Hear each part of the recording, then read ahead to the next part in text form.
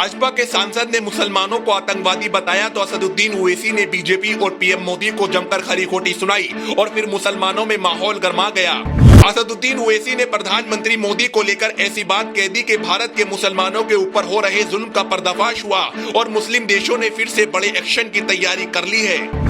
असदुद्दीन ओवैसी ने मोदी को हिटलर बताया और एक ऐसा बयान दे दिया जिसके बाद पीएम मोदी से लेकर पूरी बीजेपी के पैरों तले जमीन खिसक गई, क्योंकि पूरी दुनिया में भारत की बहुत बड़ी बेइज्जती हो गई है। भारत की संसद के अंदर मुसलमानों के खिलाफ ऐसा जहर उगला गया कि पूरी दुनिया ने देखा कि भारत के मुसलमानों पर राजनीतिक एजेंडे के जरिए किस तरह से जुल्म किया जा रहा है। और लोकतंत्र के सबसे बड़े स्तंभ संसद के अंदर सत्ताधारी पार्टी का सांसद मुसलमानों को लेकर वे सारी मर्यादाओं को तार तार कर देता है, जिससे पूरी दुनिया में भारत की बहुत बड़ी बेइज्जती हुई। लेकिन इस पूरे विवाद के बाद आज जैसे ही हैदराबाद के सांसद असदुद्दीन ओवैसी ने भाजपा और नरेंद्र मोदी को खरी खोटी सुनाई तो देश के मुसलमानों को पता चल गया कि आने वाले समय में भारत की संसद के अंदर मुसलमानों के साथ किस तरह का सलूक किया जाएगा और मुसलमानों के खिलाफ नफरती राजनीति को किस तरह से आने वाले समय में बढ़ावा दिया जाएगा।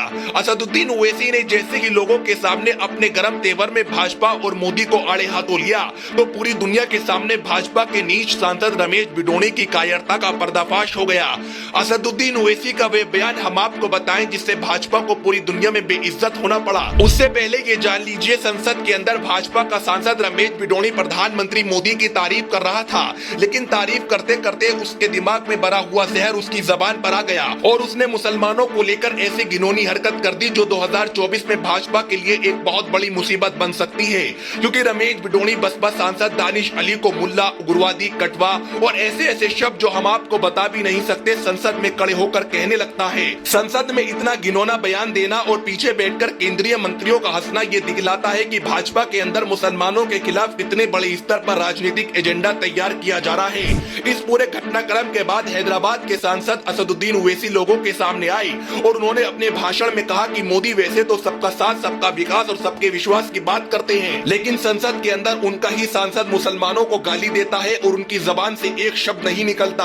वे अपनी जबान पर ताला लटकाए हुए देश में नफरती राजनीति को बढ़ावा देने में सबसे आगे हैं। असदुद्दीन ओवैसी के बयान के बाद देश की राजनीति में माहौल गर्मा गया और बाहर देशों में भी भारत की संसद के अंदर ये घिनौना बयान खूब चर्चाएं बटोर रहा है। असदुद्दीन ओवैसी ये भी कहते हैं कि वे दिन दूर नहीं है जब भारत की संसद में मुसलमानों की मॉब लिंचिंग होगी और सड़क से लेकर संसद तक मुसलमानों को शिकार बनाया जाएगा।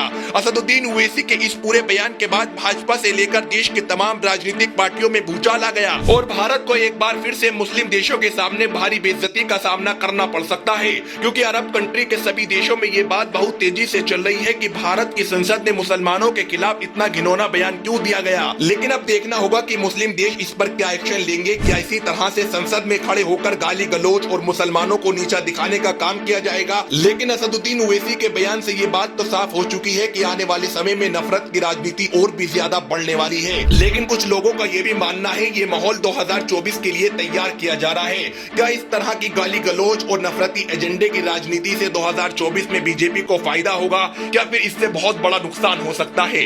आपको क्या लगता है? कमेंट पे अपनी राय दे सकते हैं।